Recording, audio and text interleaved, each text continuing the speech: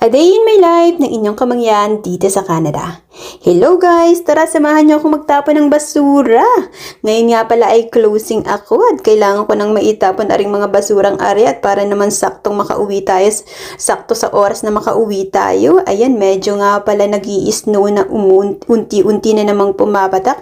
Medyo naka-recover na kami last week kasi tuloy-tuloy na walang snow. Abay, ngayon pumapatak na naman. Medyo mahangin din sa labas at kaya naman medyo nilalamig ang inyong kamangyan. At eto, medyo mabigat nga pala to. Mahirap ding itapon kasi medyo mataas din tong basurahan. Kaya naman pag mabigat ay talaga namang challenging na itaas talaga siya. Pero kaya nga hinati ko na nga sa dalawa para hindi ako mahirapang itapon.